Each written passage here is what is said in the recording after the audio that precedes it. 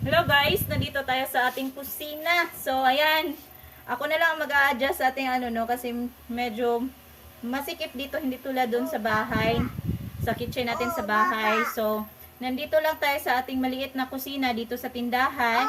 So ngayon, nandito sa harapan ninyo yung bigay ng DSWD, yung feeding program nila. Please quiet. So yung binigay nila na feeding sa mga nag-aaral na preschool. So, meron tayo ditong 1 kilong bigas, 6 na itlog, mantika, carrots, sibuyas, garlic. Meron ding patatas, merong toyo, spaghetti sauce, tomato sauce, at saka 1 whole na chicken. So, ito yung bigay ng DSWD. So, ngayon mga kasari, gusto ko lang siyang i-document for memories lang namin. So, ngayon, ang ibinigay nila sa amin na recipe is chicken afritada. So, since, naman si Talia, mahilig sa sabaw, gagawin ko na lang siyang chicken puchero kasi ang dami nating saging. So, meron tayong saging. Ito na yung i-additional natin sa ating chicken puchero.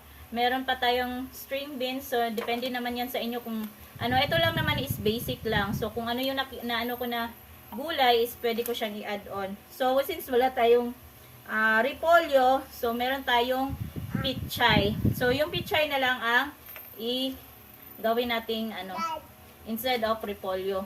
So, nag-additional ako ng patatas mga kasari. Mga kachika, ayan. Nag-additional ako ng patatas kasi tag-iisa lang talaga yung budget. Ayan. So, alanganin naman. So, pang dinner namin to siya mga kachika. So, ayan, pang dinner natin to. So, hindi na ako nag-additional ng carrots kasi hindi sila ganoon kahilig sa carrots. So, ako lang din ang kakain ito. So, ayan. Kahit hindi masyadong kumakain ng manok yung anak ko, mostly kasi kinakain niya is yung balat lang talaga ng chicken, yung fry. So, gusto ko kung makakain man lang siya ng kaunti, at least sa sabaw, nakukuha niya yung sa lasa sa sabaw. So, hindi ganun ka-sticky yung puchero natin. So, yan mga kasari ang gagawin natin ngayon sa ating vlog. So, ang nakasama ko lang sa ngayon is si Sabrina kasi hindi siya natulog, and then si Talia, galing kami church. So, nakatulog, napagod sa kakalakad kanina. So, ito naman siya is finish na siyang matulog. So, Viva! Ay, akong lapad.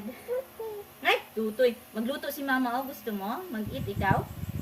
Oh, mag-eat ikaw. So, ayan makasari, i-ready ko lang yung mga ingredients.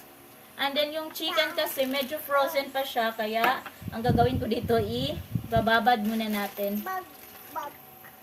Sobrang tigas pa ng chicken. So, mamaya pa naman na dinner. So, prepare ko lang muna tong mga kailangan. So, maganda sana kung Baguio beans yung imimix natin.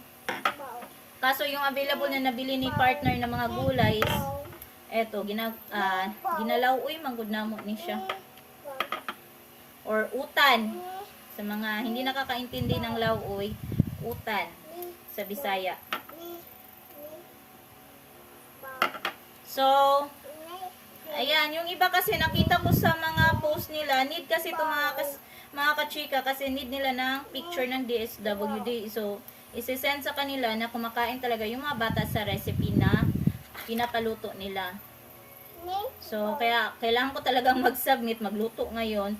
So, yung mga kasama ko sa mga mommies, tapos na sila mag-send ng picture. So, ako na lang ata ang hindi nakapag-send. So, kailangan ko nang So, ito mga kasari, So, itong saba, ipiprito lang natin.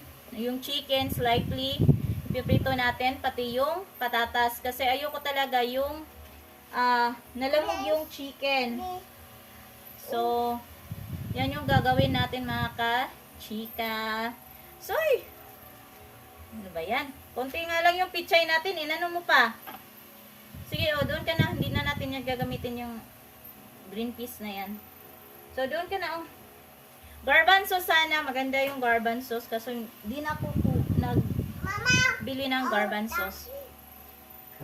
Ayan mga kakachika. Yan na po ang ating chicken. Nilagyan ko na yan siya ng paminta o pepper and salt. Tapos, sinugusod ko na yan na siya ng asin at saka suka. So, andyan na din yung ating, ready na din ang ating mga gulay. So, ang gagawin na lang natin mga chika is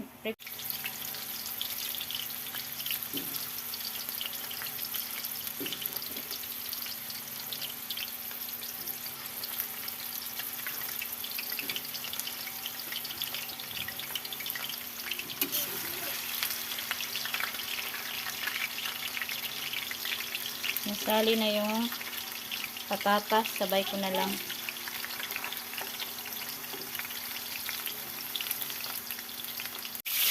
So, yan na lang yung chicken natin.